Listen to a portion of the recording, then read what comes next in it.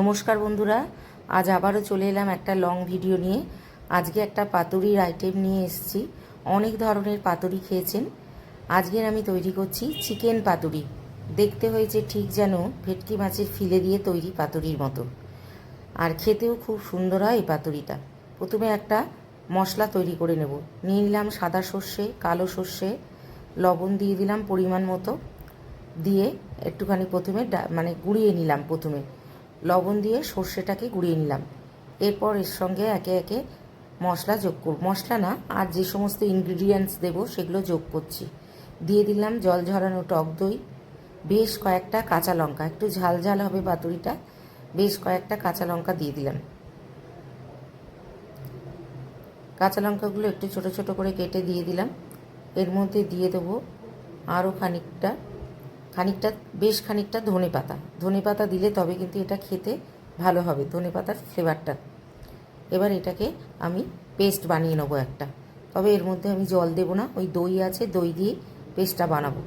জল দিলে লিকুইড হয়ে যাবে পেস্টটা, তখন কিন্তু ভালোভাবে এটা মাখাতে পারবো না, লিকুইড ফর্ম হয়ে যাবে।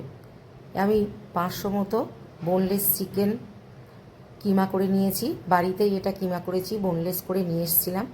এবার ওই যে মশলাটা তৈরি করে রেখেছিলাম, মশলাটা দিয়ে ভালো করে মাখিয়ে নিতে হবে। পরিমাণ মতো মশলা এখানে আমি দিয়ে দিলাম। এবার এটাকে কিন্তু চামচ দিয়ে মাখালে হবে না, হাত দিয়ে ভালো করে চটকে চটকে এটাকে মাখাতে হবে, কারণ চামচ দিয়ে মাখালে সবগুলো সমস্ত কিমার মধ্যে মশলাটা নাও যেতে পারে।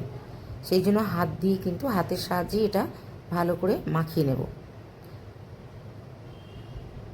সুন্দর করে মাখিয়ে নিলাম।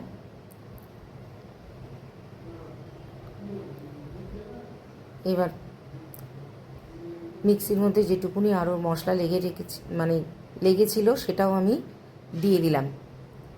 একদম মিক্সিটা কেটে নিয়ে মশলাটা পুরোটাই দিয়ে দিলাম। এবার এর মধ্যে দিয়ে দেবো বেশ খানিকটা সর্ষের তেল। সর্ষের তেল কিন্তু দিতেই হবে, আর দিয়ে দেবো একটু রসুন কুচি। রসুনটা না দিলেও হয়, তবু আমি একটু রসুন কুচি দিয়ে দিলাম। এবার আবারও ভালো করে এটাকে মাখিয়ে নিতে হবে। সর্ষের তেলের সঙ্গে রসুন কুচির সঙ্গে চিকেনটাকে আবারও ভালো করে মাখিয়ে নিলাম। আর ওদিকে কয়েকটা কলা পাতা আমি একটু ভাপে সিদ্ধ করে রেখেছি, তাতে পাতাগুলো একটু নরম হয়ে যাবে আর পাতুরিগুলো মুড়তে সুবিধে হবে। আমার চিকেনটা রেডি হয়ে গেল পুরোপুরি। এবার কলা পাতাটাও আমি রেডি করে রেখেছি। এবার কলা পাতার মধ্যে পাতুরিটাকে রেখে কলা পাতাগুলো ফোল্ড করে নেব, মুড়ে নেব।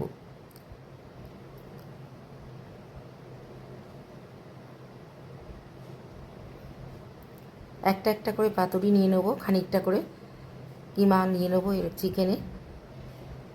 এটা কিন্তু প্রথমে দেখলে লোকে বুঝতেই পারবে না যে এটা তৈরি হয়ে যাওয়ার পর যে এটা চিকেন কিমা দিয়ে তৈরি, ঠিক মনে হচ্ছে যেন একটা ভেটকি মাছের ফিলে। এইভাবে আমি প্রত্যেকটা চিকেন একটা একটা করে আমি এটাকে মুড়ে নেব, একটা একটা করে পাতুরি আমি এটাকে তৈরি করে নেব। এরম ফোল্ড করে নেব কলা পাতায়, যেরমভাবে পাতুরি মোড়া হয় আর কি। আর আমি সুতো দিয়ে বাঁধবো না, একটা টুথপিক দিয়ে আটকে দেবো পাতাটাকে।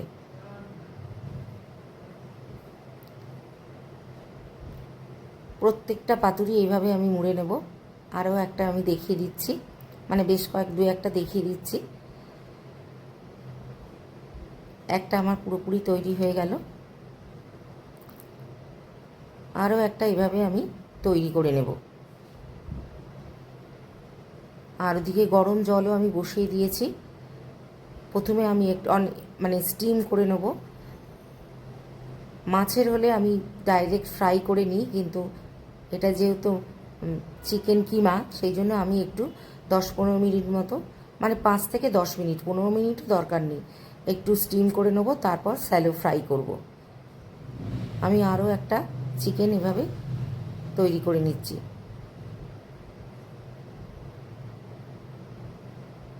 ওই একইভাবে আবার ফোল্ড করে একটা টুথপিক দিয়ে এটাকে গেঁথে দেব।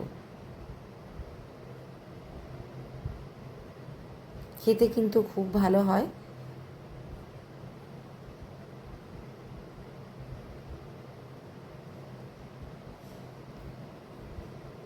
আর অল্প একটু কিমা দিয়েও অনেকগুলি হয়ে যাবে ছোট ছোট করে তৈরি করে নিলে, আর খরচাও কম, খেতেও ভালো।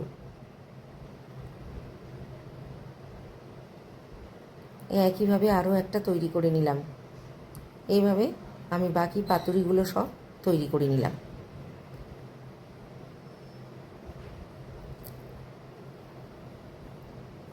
এক কড়াইতে আমি জল বসিয়ে দিয়েছি, গরম হয়ে গেছে। এবার ওপর থেকে একটা ঝাঁঝরি নিয়ে নিয়েছি। এবার এর ওপরে আমি পাতুরিগুলো দিয়ে ঢাকা দিয়ে আমি স্টিম করে নেব।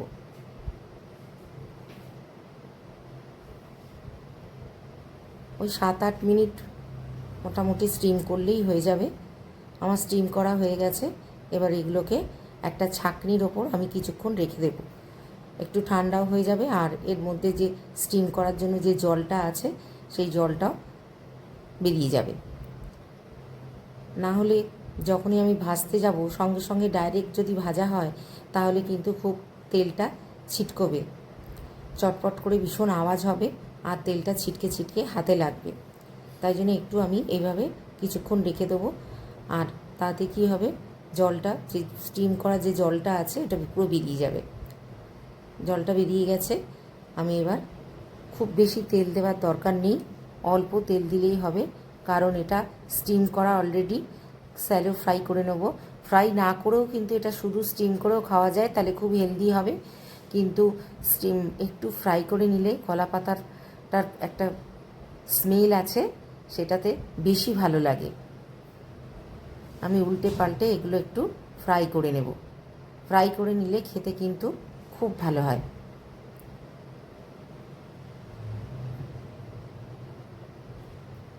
কলা পাতাটা চেঞ্জ হয়ে গেছে, দেখেই বুঝতে পারছেন। উল্টে পাল্টে একটু ভেজে নিলাম। এবার এগুলোকে নামিয়ে নেব।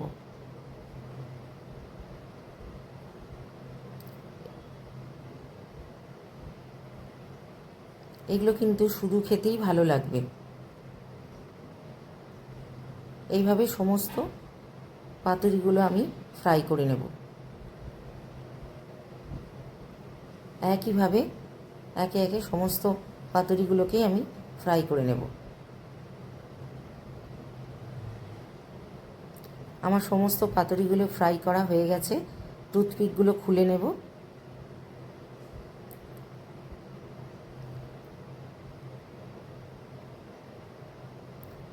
আর যে এক্সট্রা কলা পাতাটা মানে এতটা মুড়ে খেতে মানে পরিবেশন করতেও অসুবিধে হবে, মানে যে খাবে তারও, সেই জন্য পরিবেশন করতে অসুবিধা হওয়ার থেকে যে খুলে খাবে পাতে অসুবিধা হবে, তাই আমি কলা পাতাটা কাঁচি দিয়ে পুরোটা অর্ধেকটা কেটে দিয়েছি।